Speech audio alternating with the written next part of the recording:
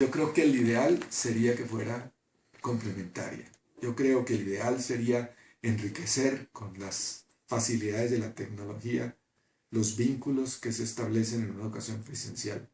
Yo creo que lo ideal sería que en la educación presencial fuera posible acudir a las imágenes en movimiento, ver videos, mirar películas, visitar lugares virtualmente, tener la oportunidad de acceder a maestros apasionados que desde la imagen comuniquen su emoción y al mismo tiempo tener la oportunidad de interactuar directamente con otros, en la cercanía con otros, en el aprendizaje de lo que son las relaciones humanas, de lo que significa convivir, así sea parcialmente, con otra persona, conocer un extraño y compartir con él, realizar una tarea. En ese sentido de prepararse para el trabajo que estaba planteando al comienzo, pues evidentemente la educación virtual puede tener virtudes extraordinarias. Ahora que nuevamente la pregunta es si lo que aprendemos nos tiene que servir clara y distintamente e inmediatamente, o si lo principal de lo que aprendemos es algo que en últimas se incorpora en nosotros y resulta definitivo en ciertas decisiones importantes de la vida. Entonces, ¿hasta dónde la educación puede juzgarse con los criterios del trabajo? Ese es el problema. Estoy de acuerdo con las personas. Es decir, creo, por un lado, que todos hoy estamos accediendo a lo virtual y descubriendo las maravillas de lo virtual. Creo que cuando tú estás formado mínimamente y cuando has aprendido tanto en lo virtual como en lo presencial, una relación con el conocimiento que es de continua producción, de continua construcción de conocimientos, lo virtual es una herramienta absolutamente maravillosa, extraordinaria. Cuando tú has aprendido a leer, porque el problema aquí es nosotros vivimos en un mundo en el cual accedemos, no todos, no nos hagamos ilusiones de que somos todos, a una biblioteca infinita que es la biblioteca virtual.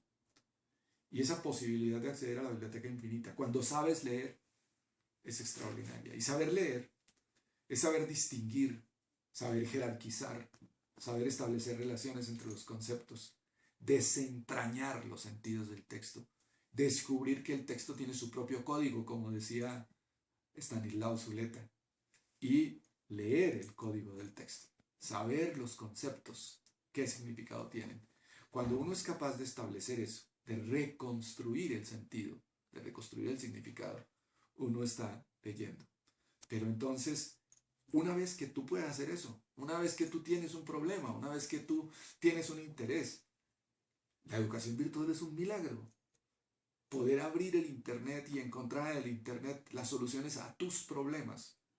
Y eso es maravilloso cuando ya tienes un problema, cuando ya tienes una pregunta y cuando ya tienes el criterio, la capacidad crítica para distinguir entre el enorme montón de basura que hay en la red, aquello que es la perla que tú necesitas.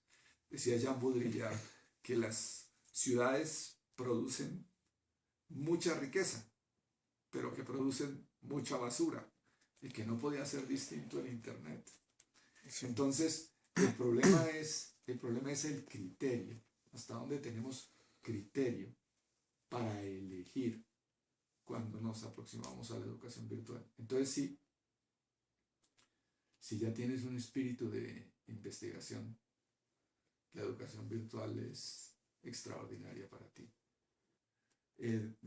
La educación presencial, como decía antes, no es una garantía en absoluto. La educación presencial tiene una calidad muy heterogénea. Entonces, evidentemente, hablar de la educación presencial globalmente es tan difícil como hablar de la educación virtual globalmente. Yo creo que lo que habría que decir es que el ideal sería combinar esas educaciones, pensar en serio en la idea del maestro, recuperar la idea del maestro, recuperar ese compromiso vital del verdadero maestro, formar buenos maestros y ya cómo se usen las herramientas, de qué manera se vinculen la educación virtual y la educación presencial, pues va a ser algo que va a depender del proyecto vital de cada uno. Tampoco la educación presencial niega que cada uno se mueva a su propio ritmo, pero hay que construir ese ambiente en la educación presencial para que cada uno pueda moverse a su propio ritmo.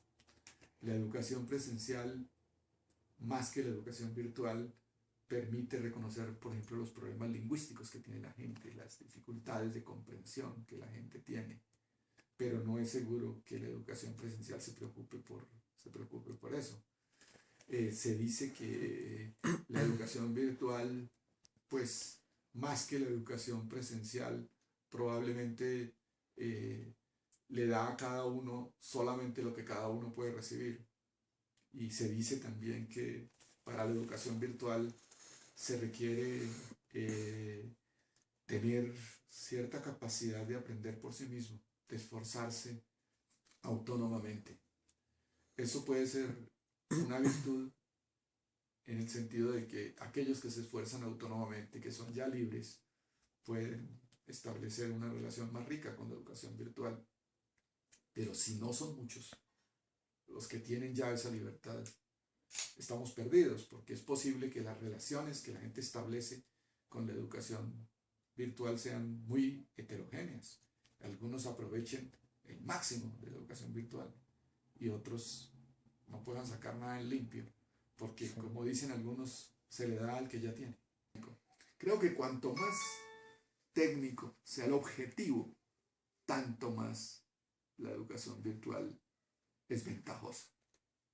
Y pienso que efectivamente los ejemplos que has puesto, el aprendizaje de una lengua, el aprendizaje de una cierta teoría matemática, ese tipo de aprendizajes, sin duda, la educación virtual los puede lograr muy bien y es muy posible que se acomode mejor a las necesidades que alguien tiene. ¿De acuerdo? Creo que en ese sentido nadie podía despreciar la educación virtual y hay que promoverla. Yo quiero